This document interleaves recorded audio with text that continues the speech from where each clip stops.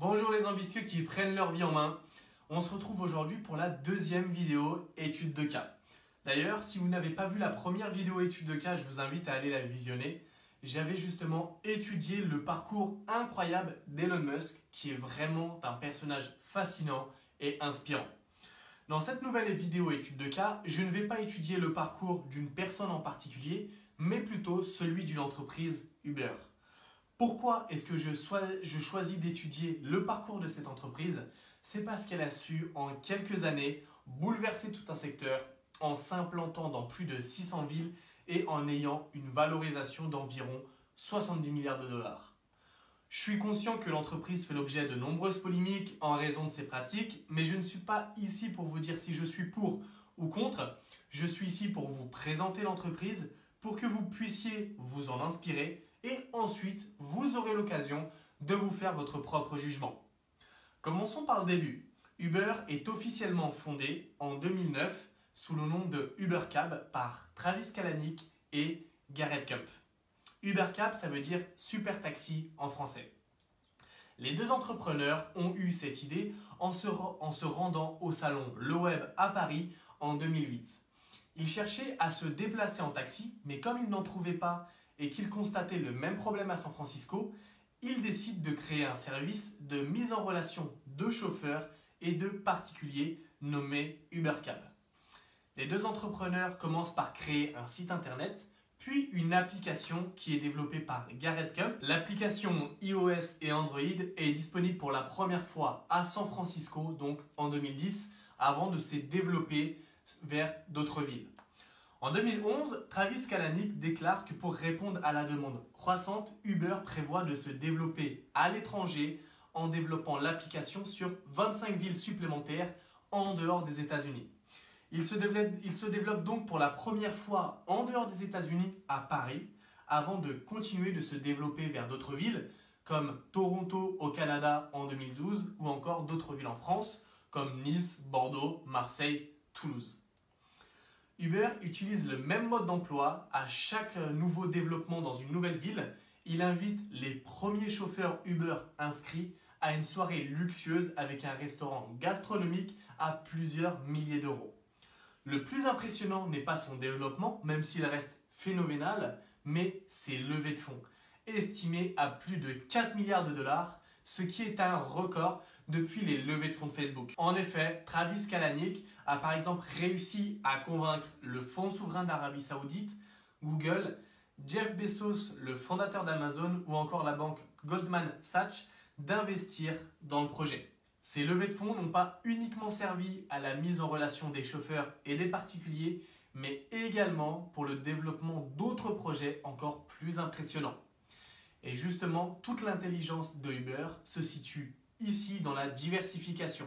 Parce que déjà, dans un premier temps, en ce qui concerne l'application, il existe plusieurs dérivés de véhicules. UberX qui propose des chauffeurs professionnels avec des berlines, Uberline qui propose des berlines de luxe, Ubervan qui permet de commander un van d'une capacité de 6 personnes, Uberpop qui permet aux conducteurs occasionnels d'utiliser leur véhicule personnel, c'est un service qui a été suspendu par la suite en France, Uberpool qui permet de partager son trajet avec un autre passager situé au même endroit et en allant dans la même direction, Ubergreen qui propose de commander des chauffeurs professionnels équipés de véhicules électriques ou hybrides.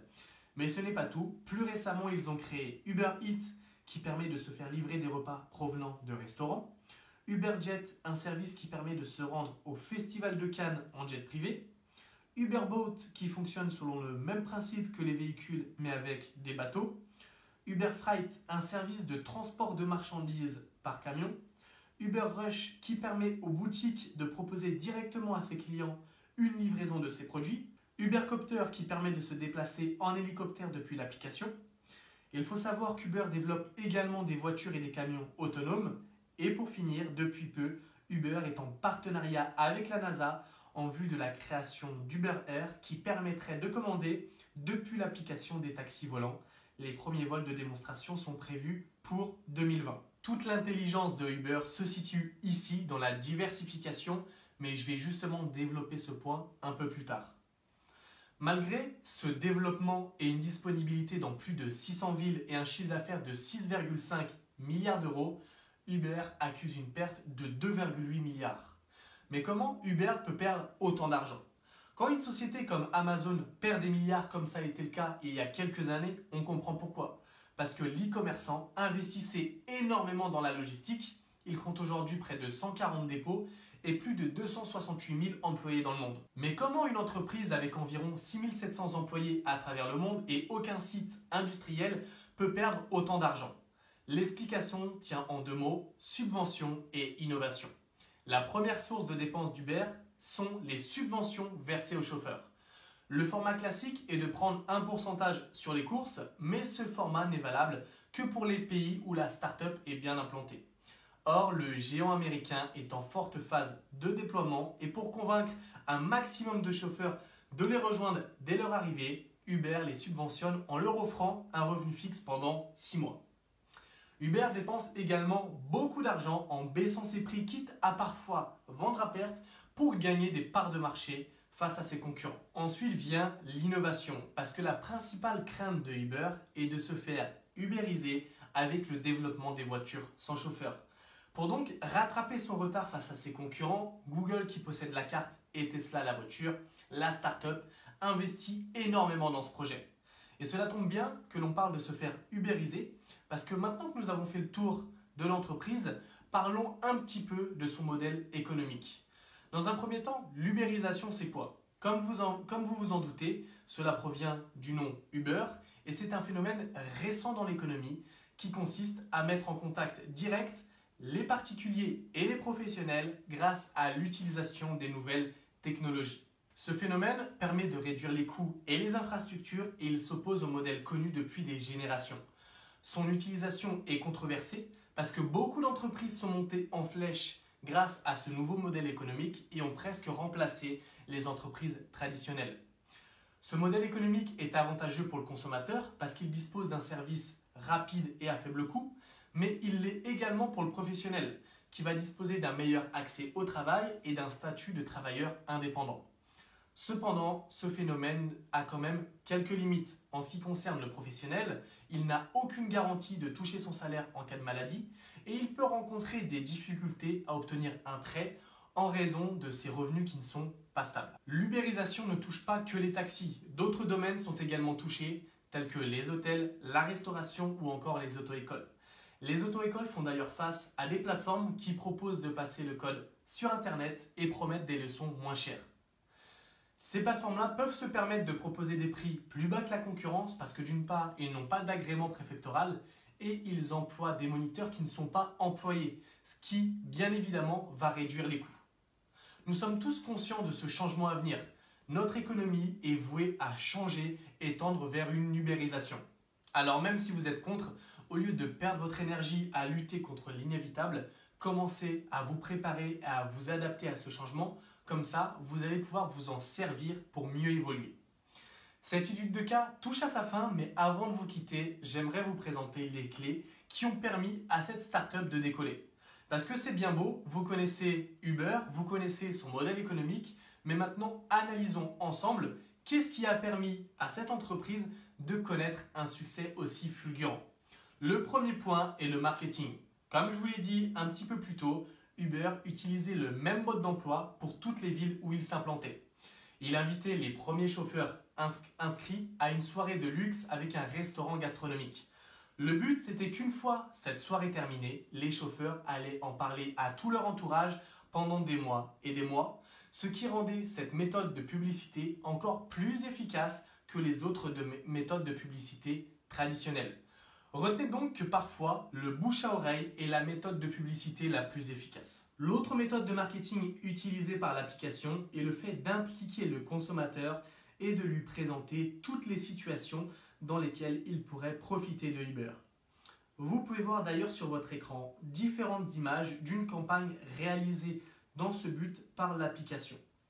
Je vous mets le lien de la campagne complète dans la description parce que je vous invite à aller la visiter, elle est très intéressante. Le deuxième point est la diversification. Comme vous l'avez vu, Uber ne cesse de se développer et de se diversifier parce que notre monde est en perpétuelle évolution. Et c'est justement une condition sine qua non du succès. Même si l'entreprise connaît un succès fulgurant dans le domaine de la mise en relation des chauffeurs et des particuliers, la start-up ne se repose pas sur ses lauriers et continue de se développer pour continuer de prospérer à l'avenir. Et comme le dit si bien l'expression, il ne faut pas mettre tous ses œufs dans le même panier. Le troisième point, qui est en lien avec le précédent, est de savoir s'adapter au changement. Dans un premier temps, les fondateurs ont su sentir le changement parce que l'idée qu'ils ont mis en application, d'autres l'avaient eue avant eux, mais ils ont été les premiers à se lancer. Là également où la start-up fait très fort, contrairement aux autres entreprises qui ont des œillères, c'est que maintenant que Uber connaît un succès fulgurant dans le domaine de la mise en relation des chauffeurs et des particuliers, ils savent très bien que s'il vient un jour où des voitures sans chauffeur viendront à débarquer sur le marché, c'est tout leur modèle économique qui viendra à s'effondrer. Donc Uber n'attend pas patiemment, comme le font beaucoup d'entreprises, que ce changement arrive pour s'y préparer. Uber commence dès maintenant à investir dans ce nouveau projet pour contrer ce changement. Et c'est une condition sine qua non du succès. Parce que le changement ne nous prend jamais par surprise, ou que seulement quand on refuse de le voir. Si je reprends les exemples des taxis, ça faisait un moment que les taxis avaient un modèle économique qui était fragile. Mais ils ont préféré fermer les yeux et ne pas sentir ce changement. Parce que s'ils avaient développé eux-mêmes cette application, ils ne seraient pas en train de manifester aujourd'hui. De plus, ce n'est que le début, parce que même si pour l'instant les taxis arrivent à survivre, le jour où il y aura des voitures sans chauffeur, ils n'auront plus aucun moyen de s'adapter au changement et ils sombreront définitivement. Le quatrième et dernier point est de savoir prendre des risques. Comme je vous l'ai dit, Uber est en déficit, mais c'est mûrement réfléchi. Parce que l'entreprise veut en effet se développer le plus rapidement possible pour gagner des parts de marché face à ses concurrents. Il faut donc savoir parfois perdre de l'argent pour en gagner plus tard. Je termine quand même sur une mise en garde parce que pour vous donner justement un exemple, Travis Kalanick a tellement voulu se développer qu'il s'est retrouvé minoritaire dans l'entreprise parce qu'il a fait appel à beaucoup trop d'actionnaires. Et qu'est-ce qui s'est passé? En 2017, il a dû démissionner de son poste de directeur sous la pression de ces mêmes actionnaires. Donc, pensez à vous développer, mais pensez quand même à garder les pieds sur terre pour éviter de vous retrouver dans la même situation que notre fondateur Travis Kalanick. Cette vidéo touche à sa fin, mais n'oubliez pas que les personnes qui réussissent à atteindre un tel niveau de succès sont des personnes qui arrivent à se fixer des objectifs très élevés. Et comment ces personnes se fixent des objectifs très élevés? C'est en étant ambitieux. Donc si vous aussi vous souhaitez être ambitieux, vous avez la possibilité de participer à mon défi 5 jours pour devenir plus ambitieux et changer de vie. Via ce défi, je vous partage chaque jour une vidéo courte d'environ 5 à 10 minutes. Donc l'avantage, c'est que ça ne va pas vous prendre beaucoup de temps et c'est qu'il est totalement gratuit. Donc si vous voulez participer à ce défi, vous avez le lien dans la description. Pensez à partager, commenter, liker cette vidéo. Dites-moi dans les commentaires si vous aimez ce format pour que je puisse en faire plus souvent. Pensez à me suivre sur mes différents réseaux sociaux. Vous avez tout ça dans la description. Moi, je vous dis à très bientôt pour une nouvelle vidéo. Et n'oubliez pas, les limites sont celles de votre esprit.